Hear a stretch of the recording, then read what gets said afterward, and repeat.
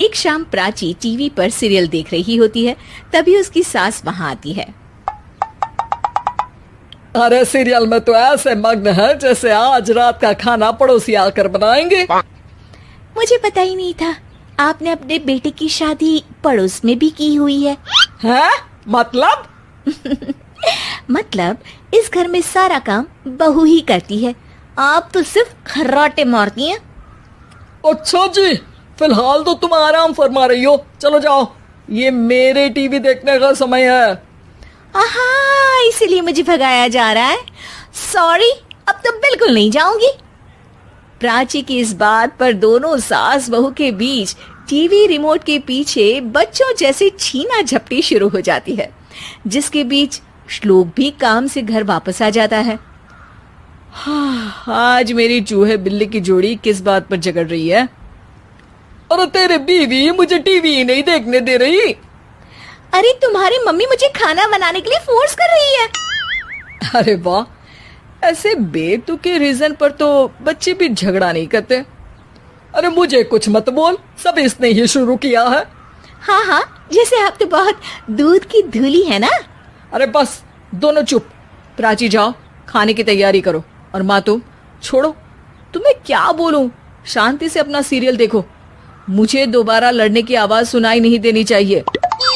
ऐसा बोलकर श्लोक वहां से चला जाता है, जिसके पीछे पीछे प्राची भी कुछ न कुछ बड़बड़ाते हुए रसोई में चली जाती है।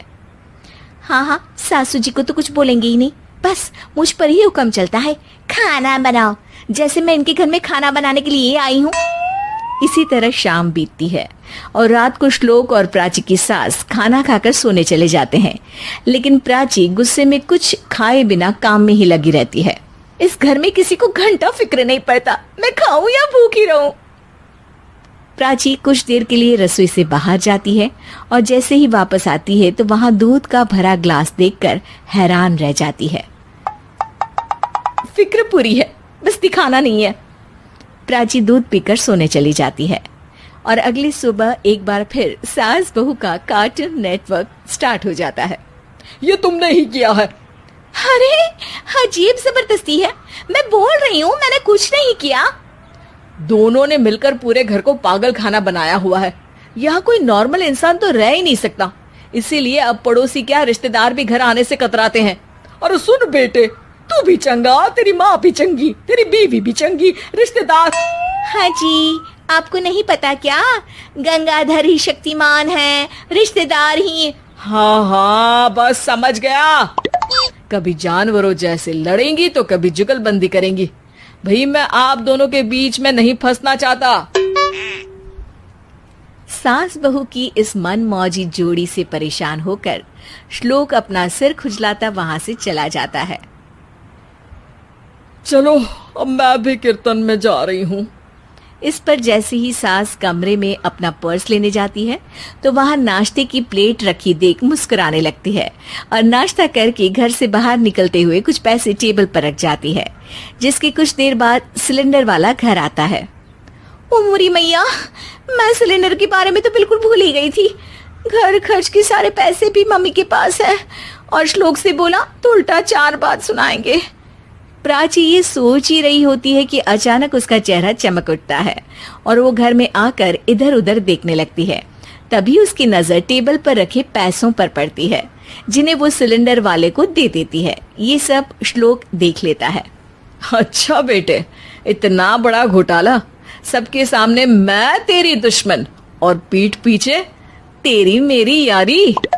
इस पर श्लोक एक प्लान बनाता है और शाम को सब एक साथ बैठे होने पर बोलने लगता है। माँ, तुम दोनों की बहुत लड़ाई होती है, इसलिए मैं सोच रहा हूँ कि प्राची को उसके घर छोड़ाऊं, इससे वो भी खुश रहेगी और तुम भी। अचानक श्लोक की ये बात सुनकर सास बहू शौक से उसकी तरफ देखती है। अरे ऐसे कैसे घर छोड़ाओगे, मुझे कहीं नहीं जाना। अरे तुमने बोला नहीं पर मैंने सुन लिया, तुम्हें मम्मी के साथ रहना अच्छा नहीं लगता, मुझे पता है। अरे वो अरे, जब बहू खुद कुछ काम बोले तो वो तुझे सुनता नहीं, और अब जो इसने बोला ही नहीं वो तू समझ गया। जब उसे नहीं जाना तो फिर जबरदस्ती क्यों कर रहा है? अच्छा, फिर आपको मौसी के घर छोड़ाता हूँ, बस अब आप दोनों एक घर में एक छत के नीचे नहीं रह सकती। मैं इस टॉम एंड जेरी की जोड़ी को और नहीं झेल सकता। है? ऐसे कैसे नहीं रह सकते? तुम्हें इतनी दिक्कत है तो तुम्हारा बोरिया बिस्तर पैक कर देती हूँ, लेकिन मम्मी जी कहीं नहीं जाएंगी। बिल्कुल यही सुनना था मुझे। अगर दोनों में इतना ही प्यार है फिर हर वक्त ये लड़ाई का नाटक क्यों करती हो? देखा मैंने कैसे माँ किचन में दूध रखती है और तुम उनके लिए कमरे में नाश्ता रखती हो, और कैसे वो पहले ही तुम्हारी दिक्कत समझकर घर में पैसे रखकर बाहर जाती है। अरे भाई, इतना ड्रामा तो डेली सोप में भी नहीं होता जितना तुम दोनों ने इस घर में फैलाया हुआ है। तू हमें टॉम एंड जेरी बोलता है ना, तो याद कर वो दोनों भी एक दूसरे को बाहर वालों की बुरी नजर से बचाने के लिए हमेशा सबके सामने लड़ते थे, लेकिन अकेले में दिक्कत के समय मदद भी तो करते थे। बस हमारा रिश्ता भी कुछ ऐसा ही है। और वैसे भी अगर सास बहू में तू मैं नहीं होती तो दुनिया वालों को कहानियां कैसे मिलेंगी?